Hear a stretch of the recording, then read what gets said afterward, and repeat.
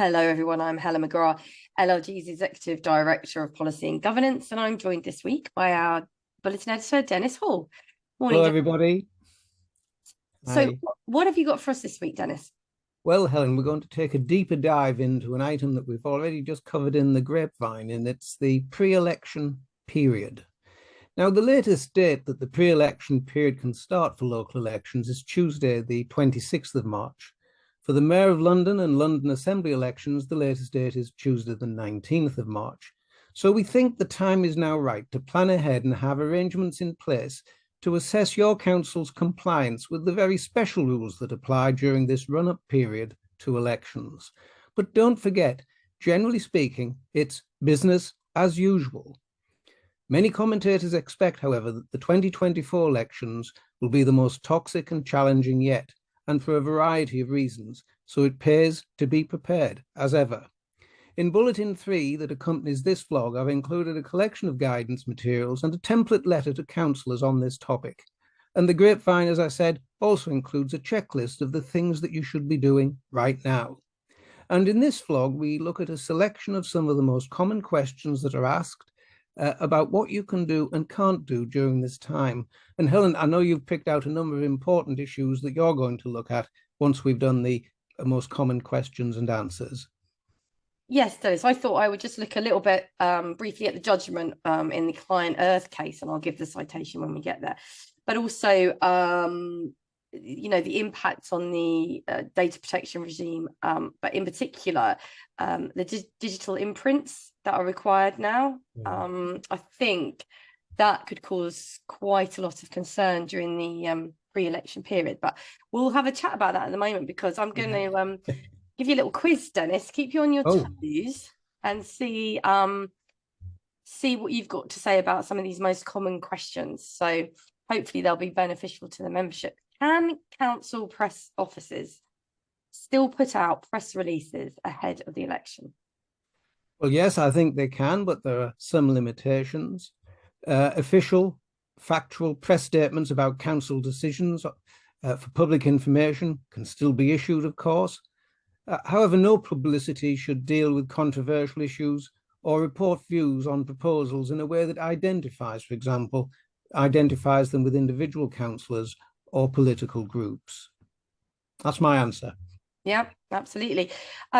Consultations, it comes up quite a lot, actually.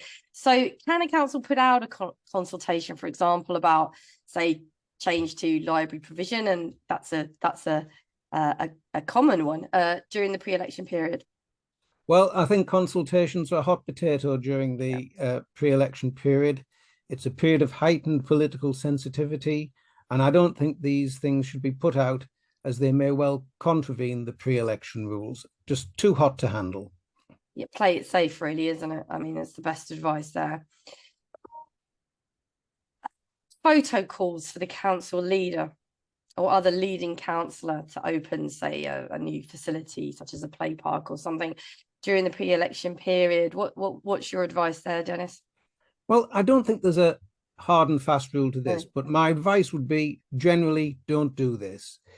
If the timing of the event is unavoidable and postponing the event would adversely affect local residents in some way, for example, the opening of the facility has been delayed by long-running work, and postponing the event would, lead to a loss of income or something like that, then you might choose to have the event hosted by a non-political person, perhaps the chief executive or other senior officer. I mean, that's the one where I can see officers particularly coming under a lot of pressure, especially if, say, the leader's been involved in something for quite some time. If food banks are another one. Yes. Food banks, things like that. So yeah, one to sort of use your political training on, really. Indeed. If necessary. So what about the different hats of councillors? Can they issue their own press release or talk to the media? Well, I think that's a more clearer one to answer. I think councillors are, of course, free to talk to the media and issue press releases as they wish. But the key point here is not to use council resources, including council social media channels. Yeah. So that that then, on the face of it, would also extend to atting in the council potentially, depending on what was being said in that tweet on the individual channel. Mm-hmm. Slightly grey, difficult area, that, and I think you would have to just see it, each individual one, on its own merits to get a view about that. What about writing letters for publication to their local newspaper? Similar Again, I think you'd be surprised if I said otherwise. I think that's fine. The key central point to all of this is not to use council resources. That's where it could become an issue. And I know you're going to come on to discuss the nature of the legality of this code and the importance of it in terms of legal status, such as it is. But it's often the case that pre-election issues often come up in election courts where there are arguments about political expenses and whether things should have been paid for and so forth. So councillors have to keep clear of the use of council resources. That's the central point in this type of question. Yeah, and that would extend, as we've said, to tweeting and blogging and that kind of social media activity. Yeah, they're free to tweet, and whatever they do, I think in my experience, they tweet too much and say the wrong things to the wrong people. But generally, they have the right to express themselves online as they wish. But again, don't use the council channels. No. And in terms of the council, can the council still publish its own newsletter and magazine during the pre-election period? Well, that's an interesting one, Helen, because I think there's a great deal of misunderstanding about this. I've read of councils that have just, gone totally quiet during the period and not put out any information, not put out their usual periodicals, which I think are important for people in the community to have. Yes, if it's done, I think they should be published. Newsletters should take, if it's due at a particular point in the month and so forth, it should go out in the ordinary course of business, as long as the requirements of the pre-election period are met. So it mustn't be political. It mustn't be raising issues that are likely to become campaign issues for any of the parties that are on the election. So yes, go ahead, continue with that. Yeah. Will I get any marks out of 10 for this? That's what I want to know. I'm going to give you a gold star. I've decided. Oh, thank you. Helen, that means a lot to me. Thank you very much. So, I mentioned earlier on at the top about the Client Earth case, and I said I'd give this the citation. So that's our Client Earth against the Secretary of State for Environment, Food and Rural Affairs, and it was a 2017 case, and it's a good case to read if you haven't and you want to understand a little bit more about the subtleties of the pre-election period. So the issues before the court were included the nature of purdah, and I only use that word because that's the word in the judgment. Ordinarily, I would definitely encourage everyone to avoid use of that word, preferring the period of heightened sensitivity. It also looked at the effect of the general principles in the Cabinet Office General Election Guidance, and whether the case fell within the exceptional circumstances described in that guidance, because this did involve, obviously, central government as opposed to local government, and the Cabinet Office guidance is not binding on local authorities, but it is good practice to have regards to it, and the LGA say that as well. So Garnham J, the judge in the case, proceeded to explain in his judgment that the period of heightened sensitivity is not a principle of law, and that the government's guidance is not directed towards the court, but addressed to government ministers, other elected officers and officials in central or local government. purdah does not amend duties imposed on ministers by statute or provide them with a defence to proceedings in private or public law, which is set out by the Cabinet Office in its guidance is not law, it is convention. Ordinarily, such convention must give way to a duty under statute or an order of the court. So I'll just read the next bit of the judgment, because this is the bit that's quite interesting. Because of its important functions in safeguarding the electoral process, the concept of purdah will be carefully taken into account by the court in reaching decisions that affect central and local government in the period immediately before elections. However, it is in no sense binding on the court. Conceivably, a breach of the rules of purdah might found a claim in the courts against the executive, for example, proceedings based on misconduct of public office or on breaches of legitimate expectation.